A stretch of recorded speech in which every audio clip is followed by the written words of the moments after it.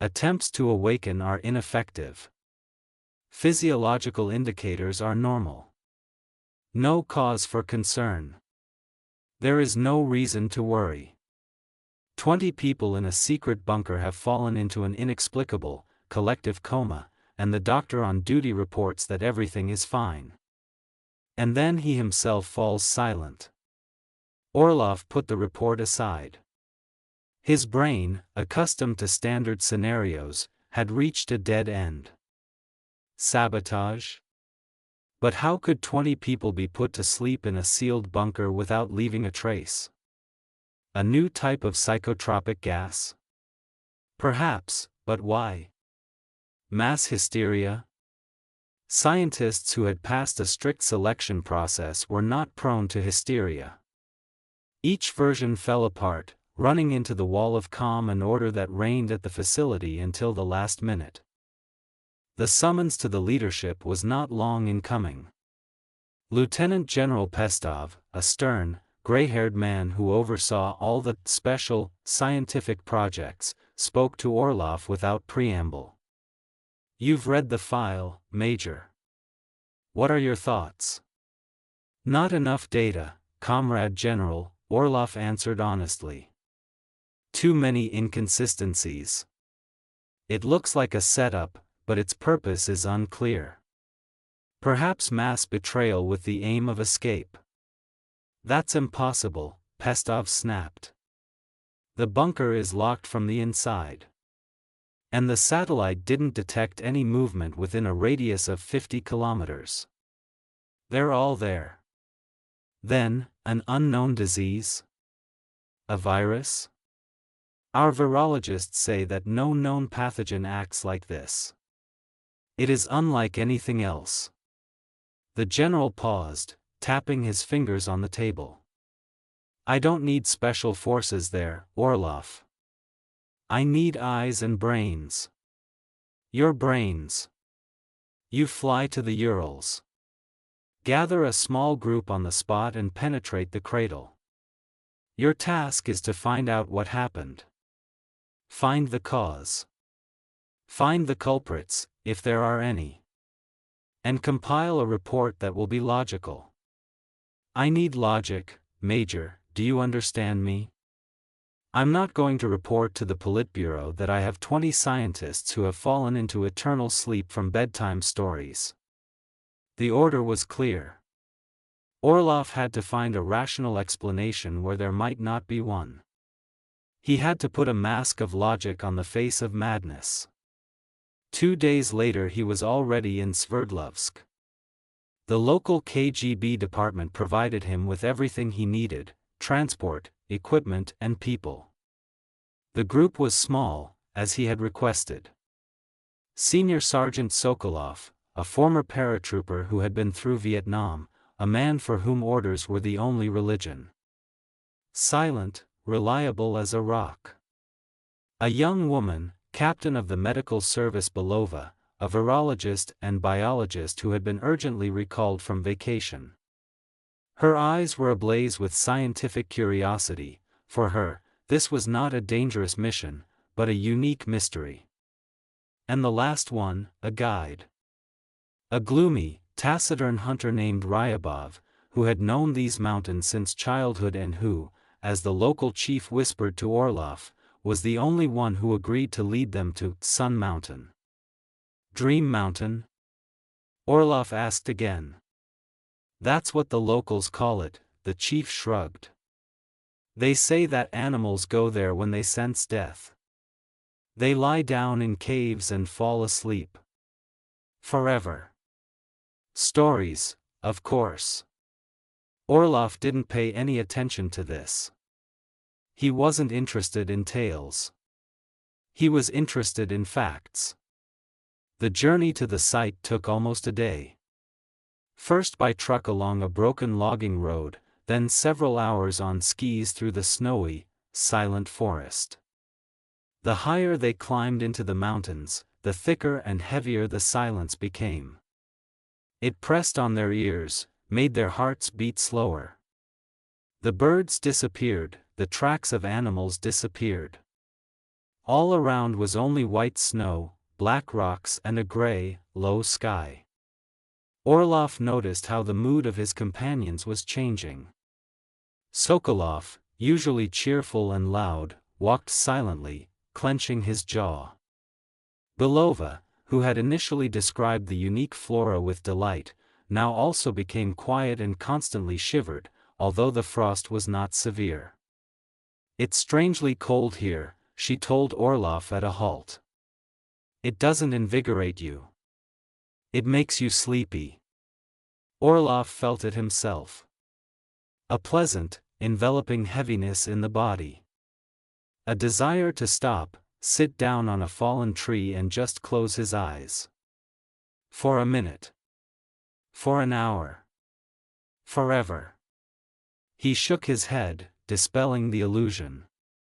It was fatigue, his body's reaction to the altitude and stress. Nothing more.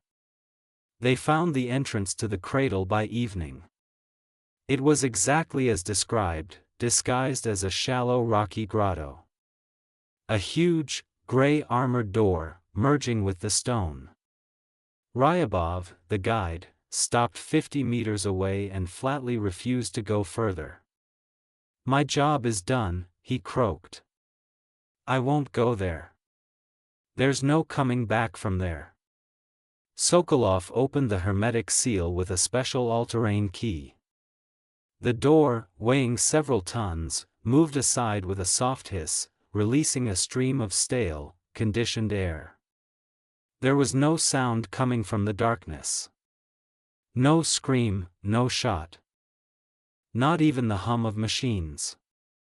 Only absolute, dead, unnatural silence. Orlov turned on the flashlight and stepped over the threshold. He stepped from the world of the living into the realm of eternal sleep. And he didn't yet know that this door, like any door to the underworld, opens much easier to enter than to exit. The hiss of air escaping from the cradle's sealed interior was the last loud sound they heard.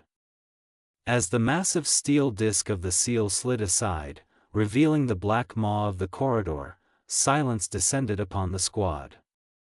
It was not simply the absence of sound.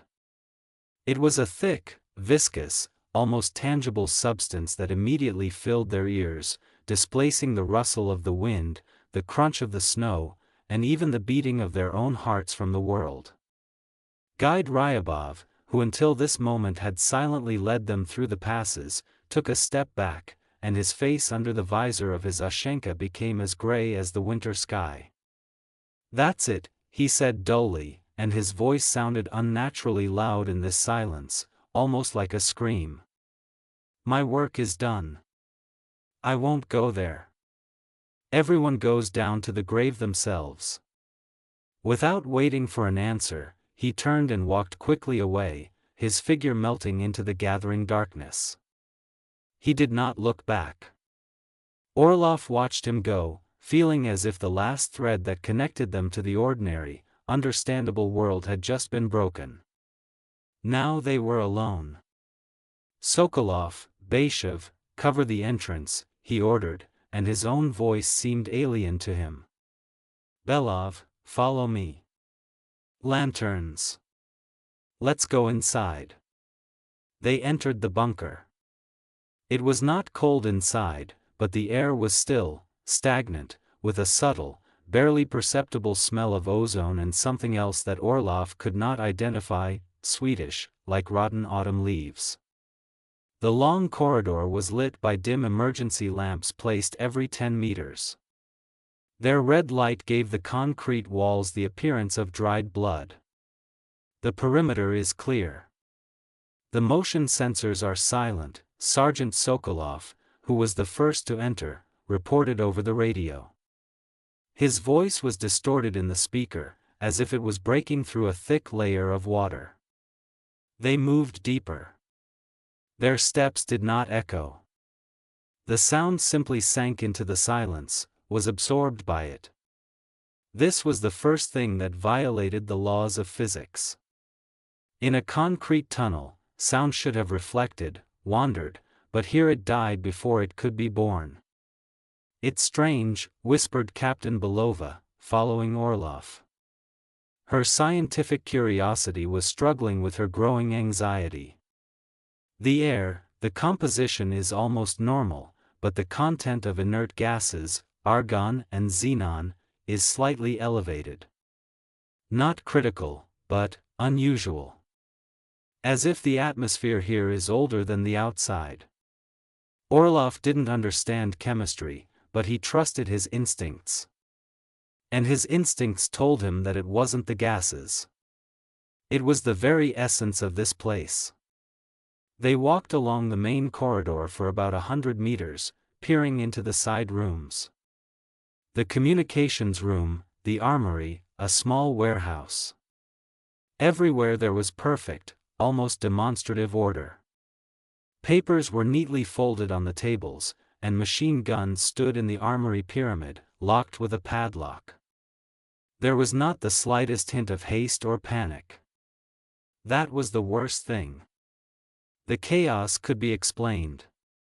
The order, brought to the point of absurdity in a place where 20 people had disappeared, was impossible to explain.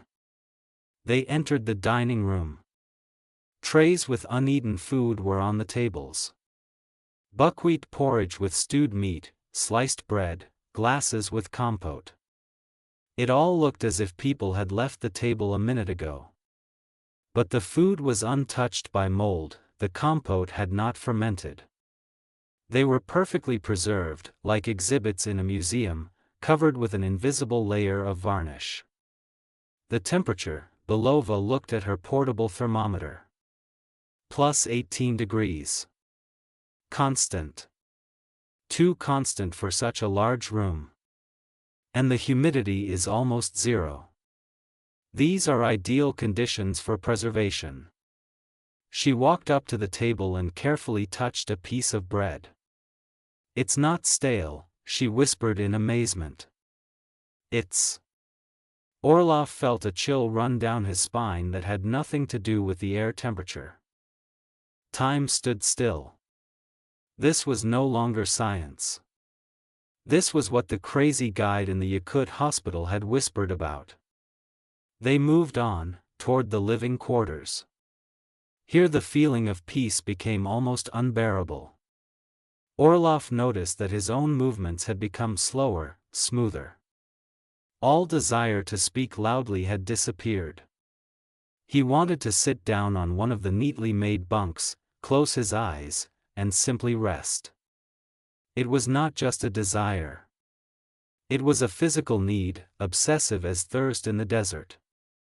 Major, Belova called to him. Her voice was sleepy. I feel weak. Dizziness. Perhaps mild hypoxia? Hold on, Captain, Orlov snapped, although he himself felt his eyelids filling with lead. Sokolov, do you hear? I hear you fine, Comrade Lieutenant Colonel, the sergeant answered from the radio. I just want to sleep, I have no strength. It's like I haven't slept for a week. This was it. The main weapon of this place. It did not frighten. It lulled. It did not attack. It offered peace. Orlov took out of his pocket a flask of medical alcohol that Belova had given him before leaving. He took a big, burning gulp. The alcohol cleared his mind for a moment, dispersing the viscous fog of apathy. Everyone take a sip, he ordered over the radio. This is not a request. He saw Belova struggling with herself. As a scientist, she wanted to study this state, to give into it, to understand its nature. But as an officer, she obeyed the order. They reached the end of the residential block. In front of them was a massive steel door with a sign, Laboratory Complex, Zone 1. The same calming cold emanated from the door, but 1,000 times stronger. Here was the source. The heart of the Cradle. Sokolov and the second fighter, Bayshev, approached from the entrance, leaving it unlocked. Their faces were pale, their movements slow. "Something bad is here, Commander." Orlov looked at the door. It was not locked. The handle gave in easily. He understood that an answer awaited them behind this door. And this answer would most likely completely destroy his picture of the world, built on logic and order. "Belova, prepare the first aid kit with stimulants," he said, turning to the medic. "Sokolov, Bayshev, follow me. Weapons at the ready, but do not shoot without my command." He pushed the heavy door. It opened without a creak, absolutely soundlessly. Behind it was a large, round hall. And that's where he saw them. The entire staff. 20 people. It was a scene from a surrealist film. They weren't lying on the floor. They weren't dead. They were sleeping. The scientist in the white coat was asleep, his head resting on the control panel. The two lab assistants were asleep, sitting in chairs opposite each other, as if they had interrupted their conversation mid-sentence.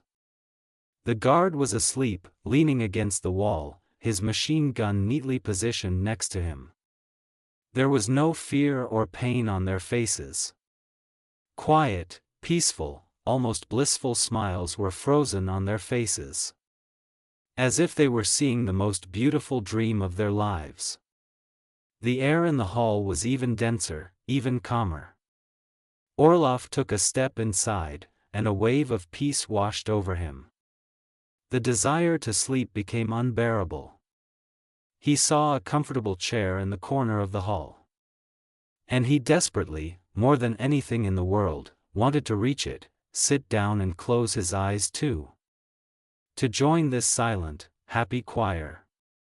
To become part of this great, eternal silence. He fought. He dug his nails into his palm, trying to use the pain to bring himself back to reality. But the pain was distant, muted. And the temptation of peace was close, sweet, and all-consuming. He took another step toward the chair. And another. And he almost didn't understand why he was here. And who he was. And why he had to fight when he could just rest. The corridors of the cradle were like the veins of a sleeping titan. The dim red light of the emergency lamps pulsed on the concrete walls like a weak, slow heartbeat. The silence here was not just the absence of sound, but a physical quantity, viscous and heavy, like mercury. Every step the squad took sank into it, creating no echo. This was the first thing that struck Orlov's nerves. The violation of the fundamental law of acoustics. The pressure is normal. Oxygen is normal, too, Belova whispered, looking at the readings of the portable gas analyzer. Her voice was unnaturally loud in this silence. "But I don't understand, it feels like you're breathing not air, but sleep." Orlov felt it himself. A pleasant, enveloping heaviness in his limbs. A desire to slow down, lean against a cold wall and just stand there. Not to think. Not to move. It was like the action of a powerful sedative, but without the chemical taste, without the side effects. It was pure, distilled peace. They passed several doors with signs: warehouse, armory, diesel. They were all closed, but not locked. Peering into one, Orlov saw perfect order. Tools on shelves, weapons in pyramids, fuel canisters, everything in its place. Not the slightest sign of the chaos that should have preceded the catastrophe. It was like a city that had been abandoned by all its inhabitants at once, in the middle of a perfectly ordinary day. The most terrifying place was the dining room. There were trays of food on the tables, buckwheat porridge, pieces of bread, compote in faceted glasses. The food looked fresh, as if it had been put on the table an hour ago. "It's incredible," Belova leaned over one of the trays. She was a scientist to the core, and her professional curiosity temporarily overcame her fear. No signs of bacterial decay. At all. The products do not spoil. They are preserved. It's as if time has stopped here, or is moving 100 times slower. Sokolov, who had been walking silently until then, couldn't take it anymore. Time can't stop, comrade captain, he grumbled, although there was no longer the same tone in his voice. What kind of radiation can stop the growth of bacteria without damaging the organic structure? Belova objected. Any ionizing radiation we know would turn this mess into radioactive dust. No, there's something else here. Something that's not in our textbooks. Orlov listened to their argument, but he himself looked at the chessboard standing on one of the tables. The pieces were placed in the middle of the game. The white knight was raised to strike the black rook. Someone from the staff was interrupted mid-move. Interrupted by what? A sudden sleep? But why then did everything look so peaceful? He felt sleepiness creeping up on him again. He shook his head, trying to shake off the numbness. The living quarters greeted them with the same sterile, lifeless cleanliness. Neatly made beds. Personal belongings stacked on the nightstands. An open book on the bed, a photograph of the family at the head of the bed. Each room was a silent testimony to a life interrupted. And the deeper they went, the stronger the call of peace became. They wanted to lie down on one of those beds, cover themselves with a blanket and join this universal, silent siesta. Orlov saw how hard it was for his men. Sokolov, a seasoned fighter, kept rubbing his eyes with his fists, trying to drive away sleep. Belova moved more and more slowly, her scientific passion giving way to apathy. Major, her voice was barely audible. I can't. I need to sit down. Just for a minute. You can't, Orlov answered harshly, although he himself felt that his will was running out. If you sit down, you won't get up. It was at that moment that he realized the nature of the threat.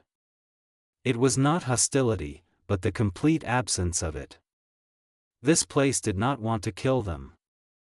It wanted to adopt them. To accept them into its quiet, serene family. The temptation was almost irresistible. After all, what could be better than eternal, peaceful sleep without pain, fear, or worries? They reached the last door in the corridor. There was a sign on it, Main Laboratory Complex. A barely noticeable vibration emanated from the door, and that same calming cold that penetrated not under clothes, but straight into consciousness. This was the epicenter. Orlov motioned for Sokolov and the second fighter to get ready. He took hold of the door handle himself. It was icy to the touch. He pushed the door and it swung open silently. Behind her was a huge hall, filled with soft bluish light. And there they were. All 20 of them. It was a scene worthy of a mad artist's brush. People were not lying on the floor in a heap. They were frozen in the most natural poses.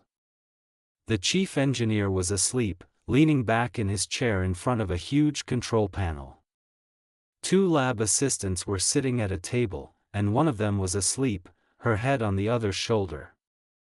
The guard was dozing against the wall, his machine gun standing nearby, leaning against the concrete. There was not a shadow of horror on their faces. Only peace. Deep, absolute, unearthly peace and light, barely noticeable smiles, as if they were seeing the happiest dreams of their lives. The squad froze on the threshold, stunned by this surreal spectacle. And the wave of peace emanating from the hall hit them with the force of a tsunami. God, how good, Belova whispered, and her knees buckled. Sokolov dropped to one knee, his head drooping, the carbine slipping from his weakened hands. Orlov felt his own consciousness dissolving in this sweet, warm fog. He saw a comfortable leather chair in the corner of the room. It beckoned him, called him, promised deliverance from all worries, from all orders, from all responsibility. He took a step towards it. Then another. The thoughts in his head became simple and clear. Why fight? Why resist? Hadn't he earned a rest? He had almost reached the chair. He could already see himself sitting down in it, closing his eyes and joining this silent, happy choir. But at the last moment something stopped him. In his jacket pocket was the folder with the Cradle case. The sharp corner of the cardboard dug into his rib. This insignificant, sharp pain became the prick that for a moment pierced the veil of bliss. Order. Report. Logic. Those words, the foundation of his life, flared into his fading consciousness like a final spark. He couldn't just sleep. He had to understand. He had to report. It was his job. His duty. His curse. With an inhuman effort of will, he stopped. He snatched a flask of alcohol from his pocket and took a huge, burning gulp. The pain in his throat brought him back to reality. He looked back. His squad was almost lost. Belova was sitting on the floor, smiling at something only she could see. Sokolov was almost lying down, his breathing rare and deep. Get up! Orlov shouted, and his own cry seemed alien to him, out of place in this abode of silence. He rushed toward Sokolov and shook him with such force that the sergeant's head shook from side to side. He hit him on the cheek. Once. Twice. The sergeant slowly opened his eyes. There was emptiness in them, but then, very slowly, awareness began to emerge. They're putting us to sleep. Orlov shouted. Raise Belova. Don't let her pass out. He knew they were on the edge of an abyss. A few more minutes in this room and they would join the collection of sleepers. Something had to be done. He had to find the source. And he seemed to have seen it. In the center of the room, under the blue light, stood a strange structure, like an altar made of black, polished stone. And it was from this that this barely noticeable vibration and waves of soothing cold emanated. This was the key to the mystery of the cradle. And perhaps their only hope for salvation. The pain from the blow to his cheek and the commander's sharp shout pulled Sokolov out of his sweet slumber. He blinked, trying to focus his eyes. The world around him was blurry, pleasant, and he desperately wanted to close his eyes again, to return to that warm, serene sleep where there were no orders, no fear. But Orlov's hand, clutching his collar with an iron grip, did not allow him to do so. Don't sleep, Sergeant. Orlov's voice was hoarse, but there was steel in it. Raise the captain. We're leaving here. Sokolov, obeying instinct rather than reason, rose to his feet. His body was weak, disobedient. He approached Belova. She was sitting on the floor, leaning against the wall, and a blissful, childish smile played on her face. She looked at the strange structure in the center of the hall, and her eyes were full of unearthly delight. Olga, get up. Sokolov shook her shoulder. Do you hear? An order. She turned her head slowly toward him. Her gaze was unfocused, but there was no panic in it. Quiet, Sergeant, she whispered. Don't make any noise. You'll wake them up, they're so, Cr. Sokolov didn't argue. He simply picked her up like a sack of potatoes, threw her over his shoulder and dragged her toward the hall's exit. Her body was limp, she didn't resist, she just muttered something about harmony and perfect symmetry. Orlov, meanwhile, retreated to the door, aiming his pistol at nothing. He didn't know what to do. Shoot the sleeping men? That would be pointless and monstrous. Try to wake them? He saw that it was useless. The only thing he could do was get his men away before it was too late. As Sokolov dragged Belova into the corridor, Orlov slammed the heavy door of the laboratory complex. The impact of the metal against the frame sounded in this silence like a cannon shot. And for a moment the wave of soporific calm weakened. They stood in the corridor, breathing heavily. Orlov took another sip of alcohol. He handed the flask to Sokolov.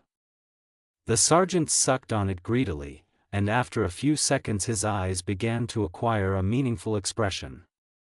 "What was that, Comrade Major?" he croaked. "Gas?" "Worse," Orlov replied. "Much worse." He looked at Belova. She was slowly coming to her senses. The blissful smile was replaced by an expression of confusion, and then horror, as she began to realize what had just happened. I almost gave in," she whispered, covering her face with her hands. "It called me. Promised answers. It promises something to everyone," Orlov said gloomily. "It's his weapon." He knew they couldn't just leave. His orders were to find out what had happened. And that meant they'd have to go back to that room. But they'd have to come back prepared. "Belova, I need your scientific analysis," he said, trying to speak as calmly and businesslike as possible. "What do we have? This is not a coma. Not suspended animation. What is it?" Belova, still shaking, tried to collect her thoughts. Professional duty prevailed over fear. I don't know. Nothing like this has been described in medicine. Judging by the indicators we saw on the consoles, all metabolic processes in their bodies are slowed down by tens, if not hundreds of times. This is a state of superdeep sleep. A sleep from which there is no awakening. What does it mean, balance? The brain is a complex system of electrical impulses, she began to explain, as if giving a lecture to calm herself. Thoughts, feelings, dreams, it's all chaos, a storm. And what we saw on the encephalograms is calm. Absolute zero activity. Not brain death, but its complete stop. As if someone pressed pause. And what could cause such a pause? I don't know. No chemical substance, no gas can do that. They either kill neurons or cause chaotic activity, hallucinations. And here, there is order. Absolute, perfect order. Perhaps it is some kind of field. Physical. Infrasound, magnetic waves, that structure in the center of the room. Orlov understood that they needed one of the sleepers for research. It sounded monstrous, but there was no other way out. "We'll go back there," he decided. "We'll take one of them and drag it out here. We need a sample. Sokolov, help me." "Bell." Sokolov nodded silently. His face was determined. He was a soldier, and if the commander ordered him to pull the body out of the clutches of some unknown thing, he would do it. They opened the door to the hall again. The wave of peace hit them with the same force, but now they were ready for it. Orlov began mentally listing the articles of the criminal code. Sokolov began to disassemble and assemble his machine gun in his mind. They created white noise in their heads to drown out the sweet call of silence. They approached the nearest sleeper, a young technician who had fallen asleep sitting in a chair. His body was warm, his skin was firm. He looked like a perfectly healthy person who was simply sleeping very soundly.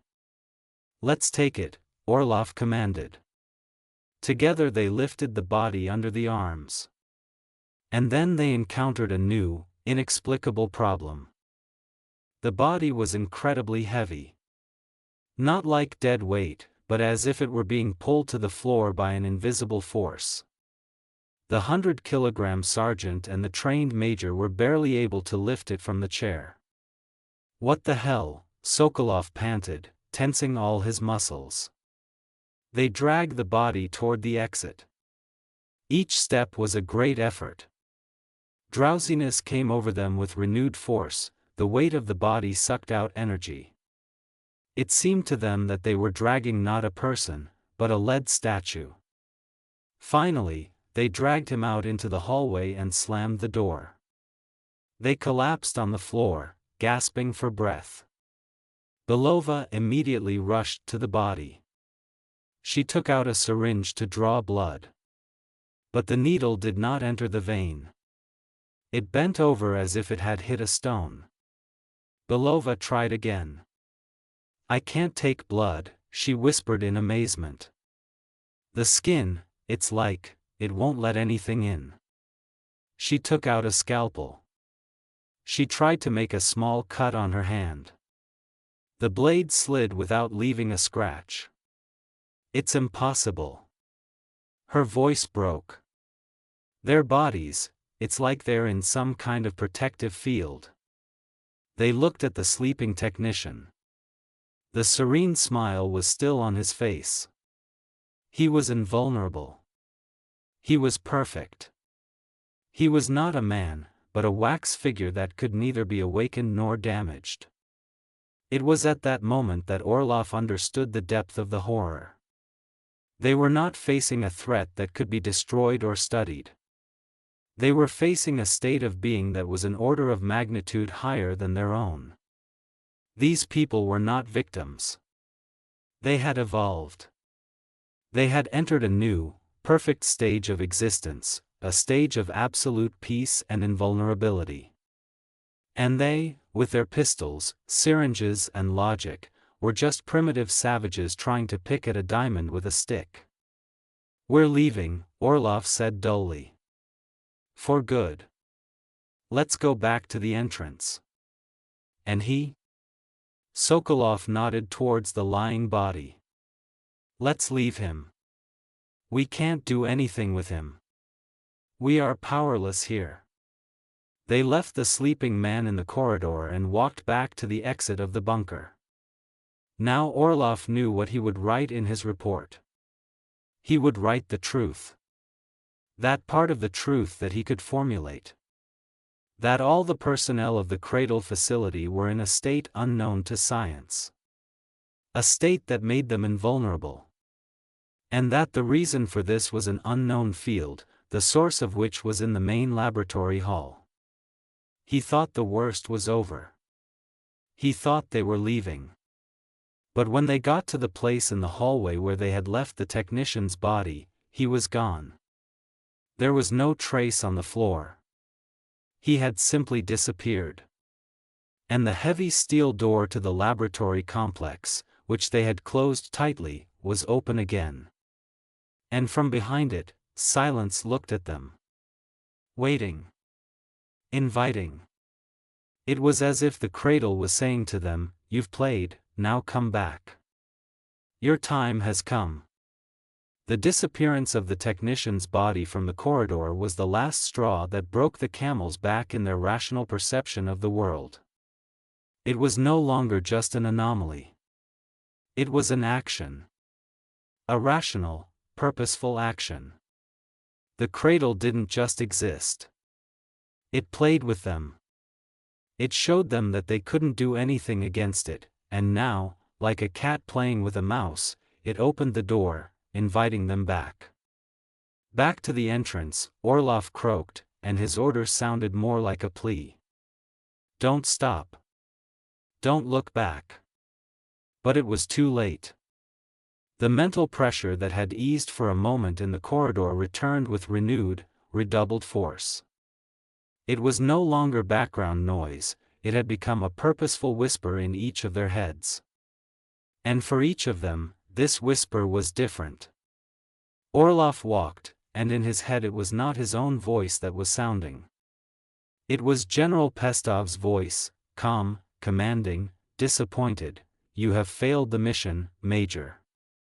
You have failed. You have found no answers, no culprits. Your career is over. But there is a way out. Stay here. There are no failures here. There are no reports. There is only silence. The perfect ending for someone like you. Quietly, without shame. He gritted his teeth, trying to push away this poisonous temptation.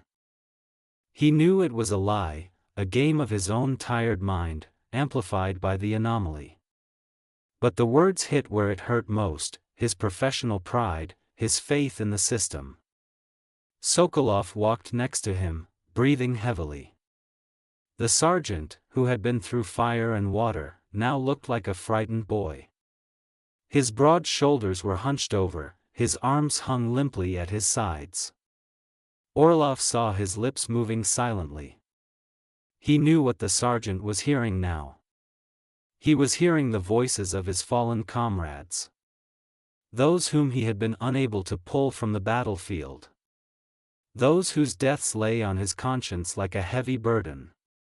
Sonia, come to us, the voice of a young lieutenant who had burned in a destroyed armored personnel carrier near Da Nang whispered to him. It doesn't hurt here. There's no fire here. We're all here. Waiting for you. You promised not to abandon us. Sokolov stumbled and almost fell. Orlov grabbed him by the arm. Hold on, Sergeant. It's not them. It's an illusion. I know, Commander, Sokolov whispered, and a stingy man's tear rolled down his cheek. I know with my mind. And my heart believes. But the worst thing was with Belova. She walked, looking straight ahead with unseeing eyes. Her face no longer expressed fear or horror. It was frozen in an expression of deep, almost ecstatic concentration. For her, the scientist, the Cradle sang the sweetest of all songs, the song of absolute knowledge. You wanted to understand the universe, Olga, a voice like the whisper of the stars rustled in her mind. You were looking for laws, harmony. But you looked at it from the outside, through the cloudy glass of devices. And we offer you to see it from the inside. To become part of the great equation. To feel how galaxies move, how suns are born and die. This is not death. This is fusion. The highest form of knowledge. Take a step. Just one step. She stopped. In the middle of the corridor. She turned to face the door of the laboratory complex, which remained slightly open, beckoning with its silence. Captain. Orlov called out to her. Don't you dare. She turned her head slowly toward him. And he saw that her eyes had changed. They had become darker, deeper. They were not filled with human emotion, but with the cold, endless curiosity of space. You don't understand, Major, she said calmly, and her voice was devoid of any trepidation. This is not a threat. This is an invitation. The greatest discovery in the history of mankind. And I must accept it. For the sake of science. What the hell science, Alia? Sokolov shouted in despair. They'll eat us up. They don't devour, she corrected gently. They harmonize. They eliminate chaos. Chaos of thoughts, chaos of feelings, chaos of life. They grant perfect order. Isn't that what every science strives for? She smiled her strange, distant smile and took a step toward the laboratory hall. At that moment, Orlov realized that he was losing her. He could have shot her in the leg, stopped her by force. But he knew that her body was here, and her mind was already there, in the arms of the cradle. And then something happened that finally broke their will. One of the sleepers came out of the half-open door of the laboratory, slowly, absolutely silently. The same technician they were trying to pull out. He walked with the same blissful smile on his face, his eyes were closed. He approached Belova and extended his hand to her. It was not a threatening gesture. It was an invitation to dance. Belova, without hesitation, placed her palm in his. And the moment their fingers touched, a slight shudder ran through her body. She closed her eyes, and the smile on her face became even wider, even more serene. "I see," she whispered. "Everything." The sleeping technician turned and led her back into the hall, into the realm of eternal sleep. She followed him obediently, like a child following its mother. Orlov and Sokolov stood paralyzed by this surreal spectacle. They watched their comrade voluntarily disappear into oblivion, leaving with a smile. As if this was the highest happiness one could dream of. When Belova's figure disappeared behind the door, it slowly and silently closed on its own. The performance was over. The numbness subsided. In its place came an animal, primeval horror. Orlov grabbed Sokolov by the hand. "Let's run." They ran. Back along the corridor, past the rooms with frozen life, past the dining room with eternal food. They ran from the silence, from the peace, from this monstrous, seductive paradise. The voices in their heads were now screaming, begging, threatening. They heard Belova's laughter, calm and happy. They heard her voice, "Fools, you are running away from your happiness, come back, it is so good here." They ran out to the main entrance. And they saw that the hermetic seal they had left open was almost closed. There was only a narrow gap, about 30 centimeters. The cradle did not want to let them go. It was locking the door behind them. "We'll squeeze through." Sokolov wheezed. He, as he was, in heavy gear, threw himself into the crack. He got stuck. "I can't. The backpack is in the way." Orlov, without thinking, cut the straps of his backpack with a knife. The sergeant lunged again and slipped out. Now it was Orlov's turn. He, too, dropped his backpack, but the gap was getting smaller. The massive door moved slowly but inexorably. He squeezed through the opening, feeling tons of steel squeezing his ribcage. The metal scraped against his clothes, against his bones. For a moment, he thought he wouldn't make it. That the cradle would take him after all. But at the last second he fell out into the snow. There was a dull thud behind him. The hermetic seal closed. They lay in the snow, gasping for breath. There was fresh, frosty air all around, prickly, alive. And silence.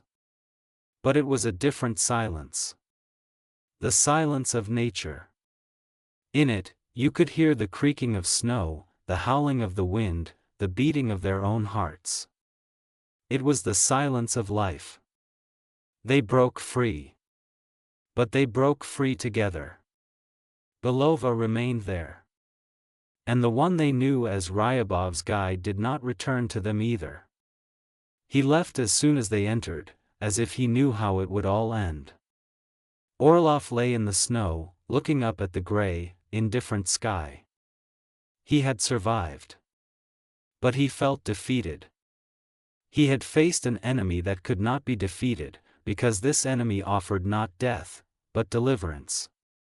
And this was the most terrible discovery of his life. He didn't yet know that a particle of this peace, a spore of this monstrous silence, had already settled in his soul. And that from now on he would carry it within himself, wherever he went. And that one day it would sprout. They lay in the snow at the foot of Sun Mountain for several hours, unable to move. But the jokes came out flat, and the words stuck in the throat.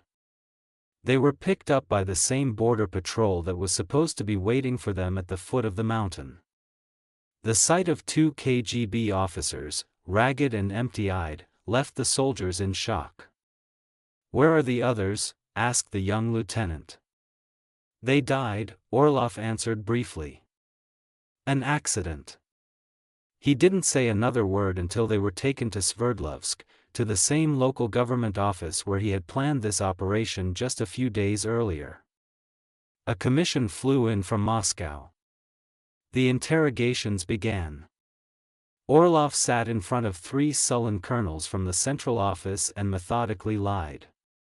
He understood that any attempt to tell the truth would end in a mental hospital for him and Sokolov. So he created a legend. Simple, understandable, and terrifying in its ordinariness. He told about the sudden release of natural gas in the bunker. About an unknown neurotoxin that put the entire staff into an instant coma. About how he and Sokolov, risking their lives, tried to save Captain Belova, but she died in their arms. About how the sealing system worked automatically, and they miraculously managed to get out. It was a good, coherent version. It explained everything except one thing, the blissful smiles on the faces of the sleepers. But he kept silent about that. Sokolov confirmed his words. Letter for letter. He was a good soldier and understood that now the truth is what the commander says. The commission accepted their version. Of course, there were questions, there were doubts. But there was no alternative. No one wanted to report to the top about a bunker that put people to sleep. Gas, sabotage, negligence, these were understandable categories. It was possible to work with this. But Orlov couldn't just forget. His analytical mind, which had been temporarily switched off in the cradle, was now working with double force. He had to understand. Not for the report. For himself. Returning to Moscow, he locked himself in his office and demanded that he be given all the documentation on the Cradle facility. All the drawings, all the scientific reports, all the personal files of the employees. He immersed himself in the papers, trying to find there, in the dry lines and numbers, the answer to the question of what it was. He worked around the clock, almost never leaving his office. And gradually, bit by bit, the picture began to take shape. He found the first reports of geologists who had explored the mountain back in the 1950s. They wrote about strange magnetic anomalies and low-frequency vibrations emanating from the depths of the mountain. At the time, this was not considered significant, being attributed to the presence of iron ore. Then he found a justification for building a bunker in this very place. The author of the project, Akademician Gromov, the same chief scientist whom they saw sleeping at the control panel, wrote about the unique opportunity to study the influence of constant infrasound vibrations on the human psyche. He assumed that these vibrations could stimulate creativity and increase concentration. Orlov read and felt his insides go cold. They knew from the start. They didn't build a bunker in this place by accident. They were purposefully making contact. The most terrifying thing he found was in Gromov's personal diary, which was among the documents confiscated from his Moscow apartment. It was a thick leather-bound notebook covered in small, cramped handwriting. The first notes were full of scientific enthusiasm. Gromov described how they installed sensors, how they began to register these strange vibrations. He called them music of the earth. March 15. The vibrations are stable. The frequency is 7.83 Hz. This is the so-called Schumann resonance, the natural vibration frequency of the Earth's atmosphere. But here, deep in the mountain, it is thousands of times more powerful. It's as if we found the heart of the planet, and it's beating. Then the tone of the recordings began to change.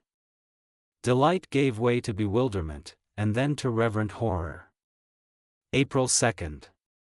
We recorded the impact on the staff. People became calmer, more productive. Conflicts disappeared. But along with them, strong emotions disappear. Joy, anger.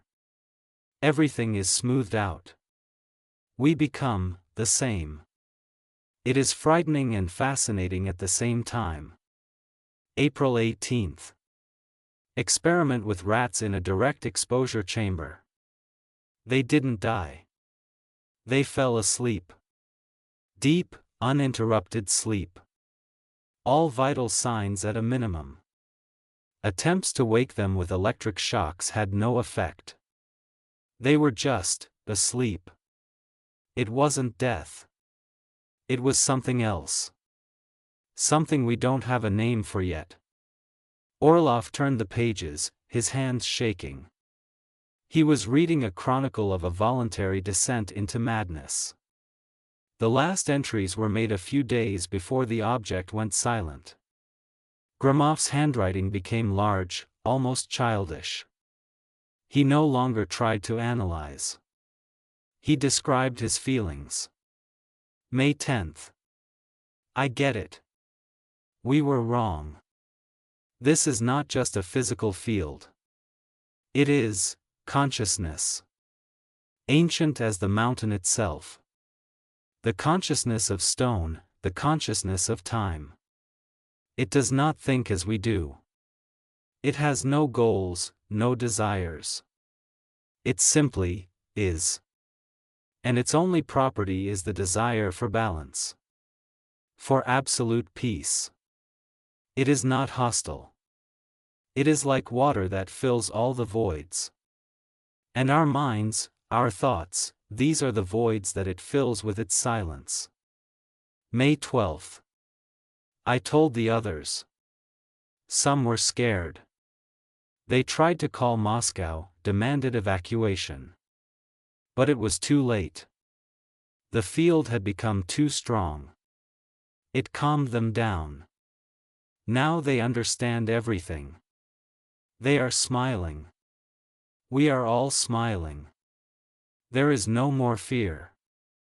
And the last, final entry, apparently made a few hours before Dr. Zamayatyn sent his last report. It's not a threat. It's a gift. The greatest gift a living being can receive. The end of all suffering, all doubt, all pain. Liberation from the prison of self. We fall asleep to finally wake up to eternity. We become part of the mountain. We become part of the silence. It's so beautiful. Orlov closed the diary. Now he knew everything. There had been no sabotage, no gas, no disease. There had been a discovery. A discovery that was too big and too scary for the human mind. A group of scientists had found God, or the devil, or simply the laws of physics taken to their logical limit. And they could not resist its temptation. They were not victims. They were pilgrims who had reached their shrine. He sat in his quiet Moscow office, and it seemed to him that he was there again, in the cradle. He felt her icy, soothing breath on him. He realized that Belova was right. This was the greatest discovery.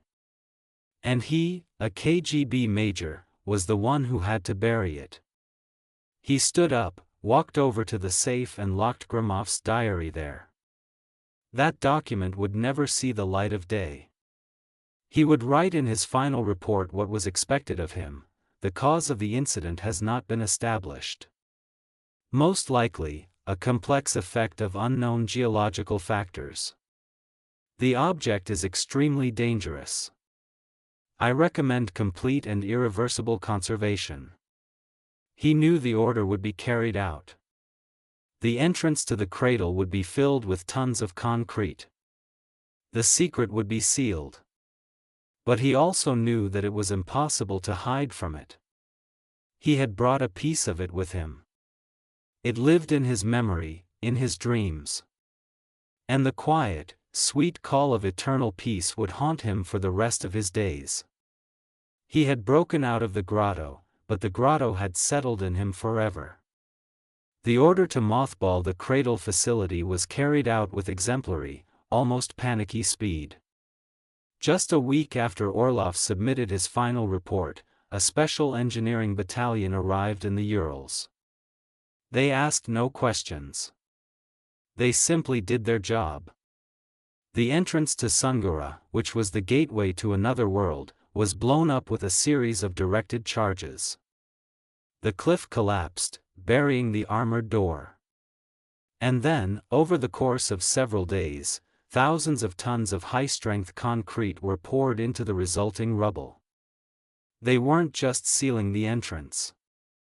They were trying to bury the secret itself, to wall it up so deeply that not a single ray of light, not a single sound, not a single thought would ever penetrate either in or out. Orlov watched this process from the side. Through the dry lines of reports that landed on his desk. Each report on the cubic meters of concrete poured was like a tombstone for him. He was the chief gravedigger of this miracle and this horror. He saved the system from the truth that could have destroyed it. He did his duty. And for this, the system rewarded him. He was promoted, given a new, more spacious apartment in the center of Moscow. His career was saved. But his soul was dead. He returned to his former life, but it was only an imitation. He went to work, sat in on meetings, wrote analytical notes. But all this seemed to him a petty, meaningless theater of the absurd compared to the majestic, absolute silence he had known in the cradle. The world of people, with its noise, vanity, ambitions and passions, seemed unbearably loud and ugly to him. He began to avoid people. Conversations tired him. Laughter irritated him. Music caused physical pain. He sought silence.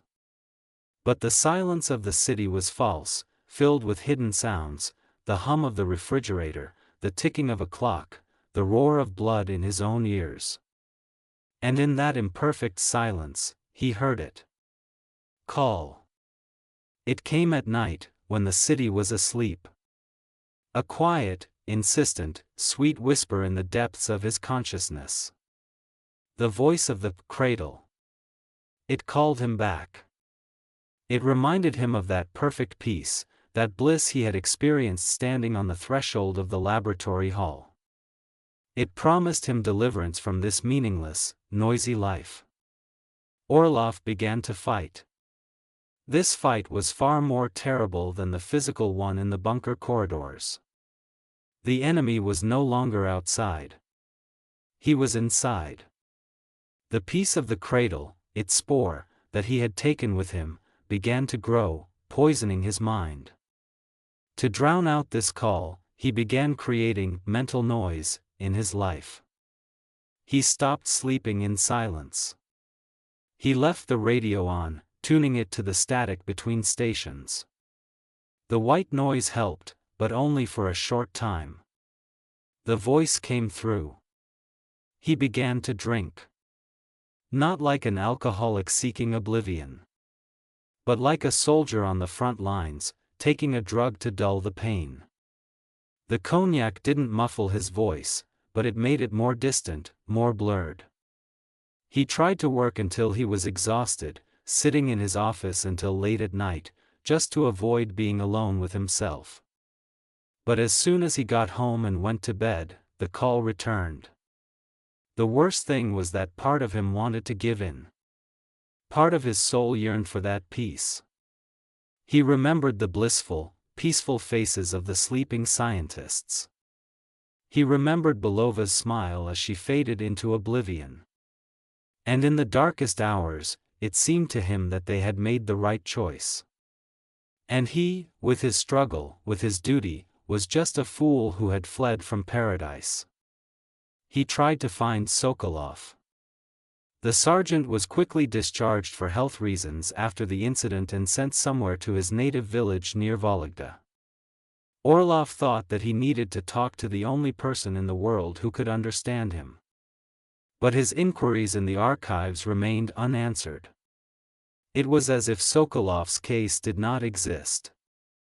The system knew how to not only bury secrets, but also erase people. One night, the call became especially strong. Orlov lay in his bed, and it seemed to him that the walls of his apartment were dissolving, that he was back there, in the concrete corridor of the cradle. He felt her icy breath on him. He saw Belova's smiling face. She extended her hand to him and whispered, "It's time, Alexei. It's time to go home. Stop struggling. Just sleep." The temptation was almost irresistible. He stood up, went to the medicine cabinet and took out a bottle of strong sleeping pills. There it was. A simple, quick solution. A handful of pills, and he would finally find the peace his soul yearned for. He poured the pills into his palm. White, smooth, they promised deliverance.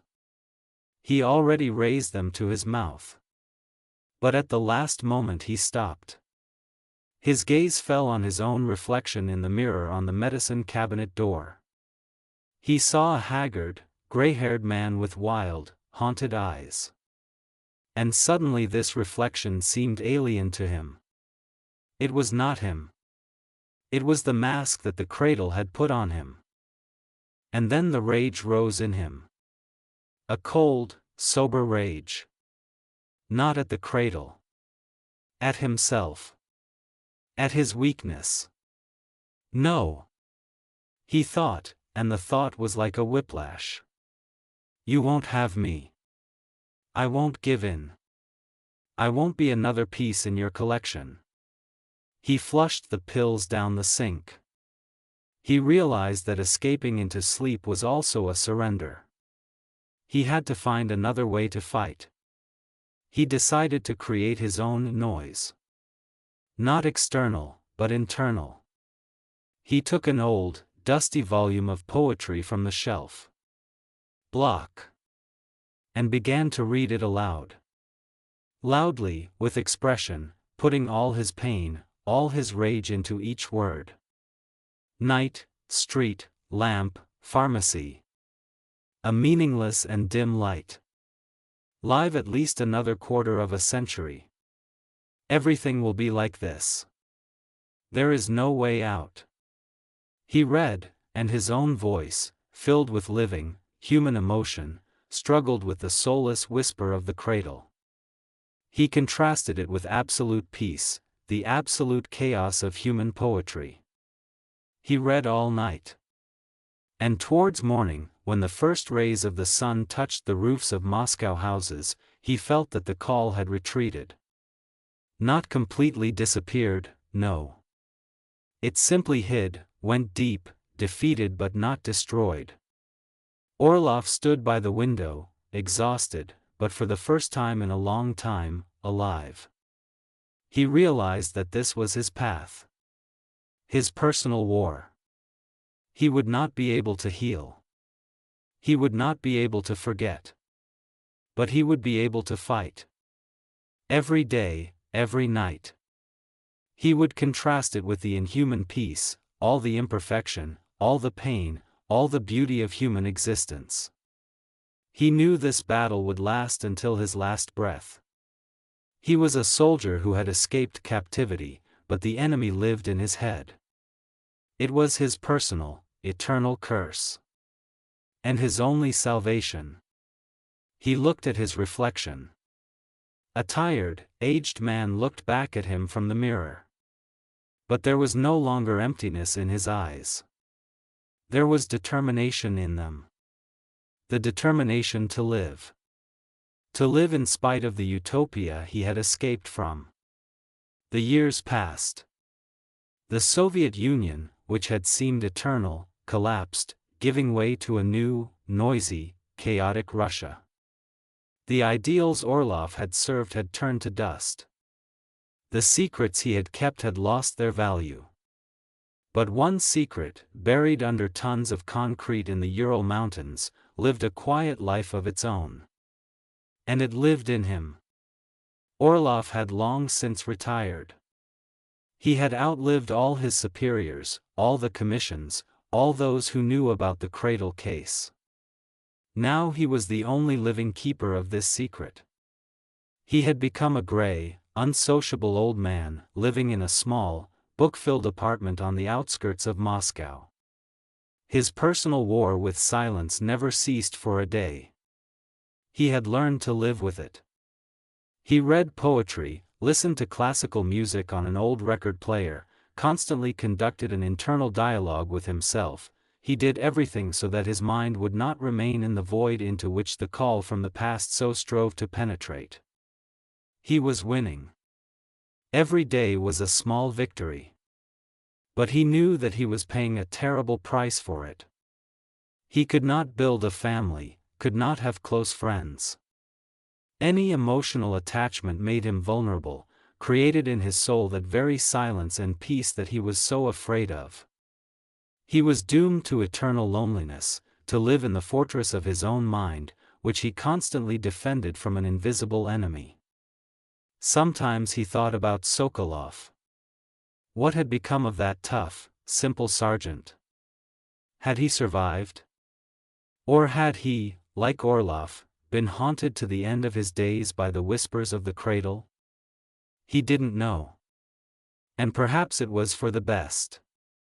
One autumn evening in 2003, the phone rang in his apartment.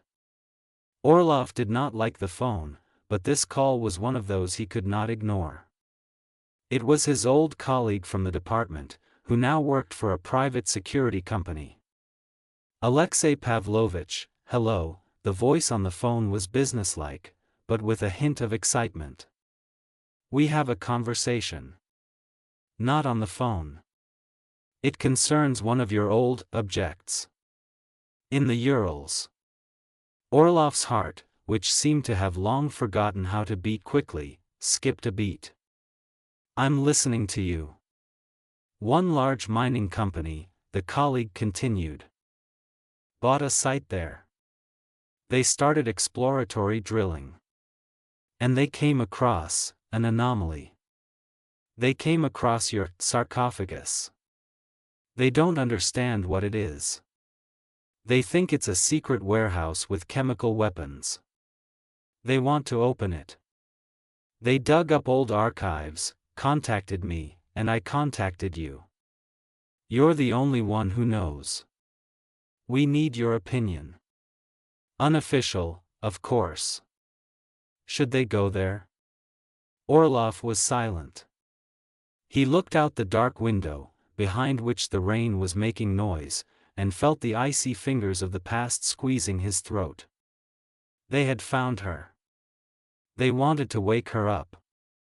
Tell them, his voice was hoarse, as if he hadn't spoken in years.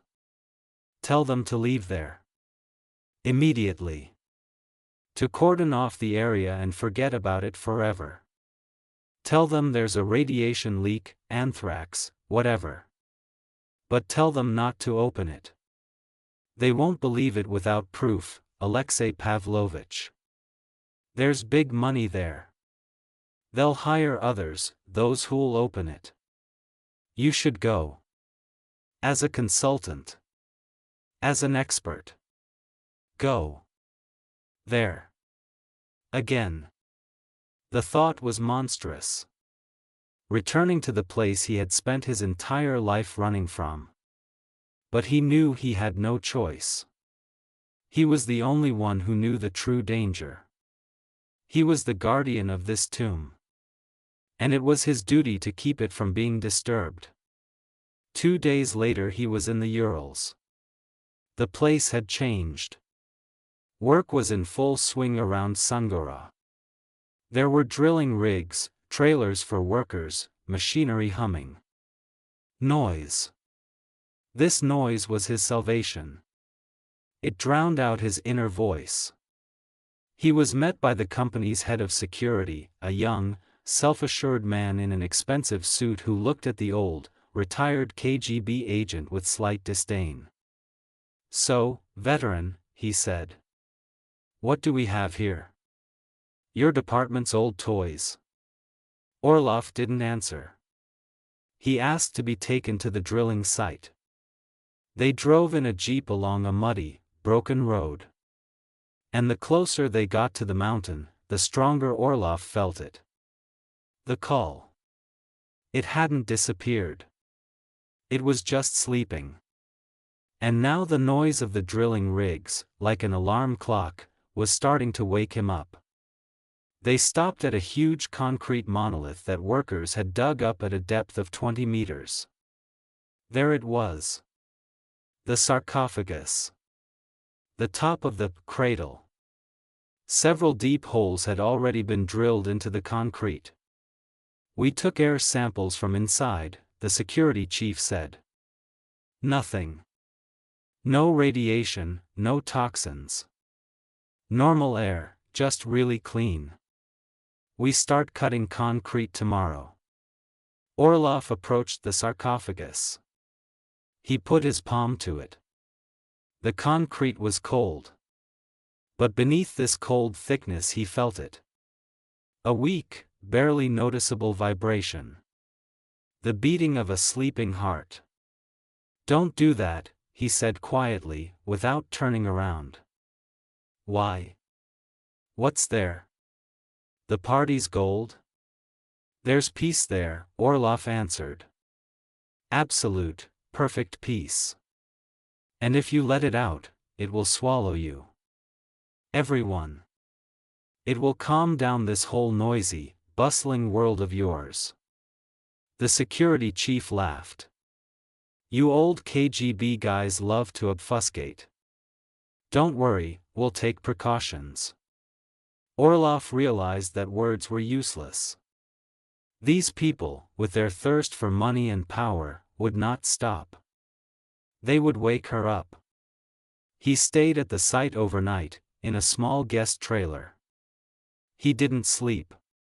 He sat by the window and looked at the mountain, at the concrete sarcophagus illuminated by floodlights. And he listened. At first it was a barely noticeable whisper. But with each passing hour it grew louder. Drilling, explosions, the noise of machinery, all this disturbed the sleeping god. And he began to wake up. Voices began to sound in Orlov's head again. Belova's voice, promising knowledge. Sokolov's voice, calling for rest. But now new ones were added to them. The voices of workers, drillers, the security chief himself. The cradle was already reading their thoughts, studying their fears, preparing its own unique temptation for each of them. Towards morning, Orlov realized that he had only one way out. He couldn't stop them. But he could warn them. In his own way. He stepped out of the trailer. No one paid any attention to him. He walked over to one of the huge fuel tanks that sat next to the diesel generators. He knew what to do. He had studied reports of sabotage for years. He opened the tap. Thick, smelly diesel fuel poured onto the frozen ground, forming a large puddle that flowed straight toward the drilling rig in the concrete sarcophagus. When the tank was half empty, he took a lighter out of his pocket. An old one, from the Soviet era, which he always carried with him. He looked at the mountain for the last time. You wanted peace, didn't you? He thought, turning to her. You will get it. But I will get mine too. He flicked the wheel. A small flame flared in his hand. He threw it into a puddle. The fire ran across the ground with a hungry roar. It instantly engulfed the drilling rig and the generators. People screamed in panic, trying to run. And then the flames reached the fuel tank. The explosion was of monstrous power. It lit up the morning sky, turning it into a fiery hell. Orlov felt no pain. The shock wave simply erased him, turned him into dust. But in the last moment of his existence, he did not think about death. He thought about silence. About the absolute, perfect silence that would come after this fiery cry. He was giving the cradle his last gift. And his last report. A report written in fire. More years passed. The site of the explosion was declared an ecological disaster zone and closed forever. The secret of the cradle was buried under rubble and a layer of new lies. But sometimes, very rarely, lost hunters or tourists who came too close to Sun Mountain would tell strange things. They would say that in the very heart of this dead, scorched land, where the concrete sarcophagus once stood, there was now an unnatural, absolute silence. And if you listened closely, you could hear a quiet, calm whisper in this silence. The voice of an old man who repeats lines from long-forgotten poems over and over again. He is fighting. He continues his eternal war. He is the last guard, cursed to eternal silence and eternal memory. The last soldier who never left his post.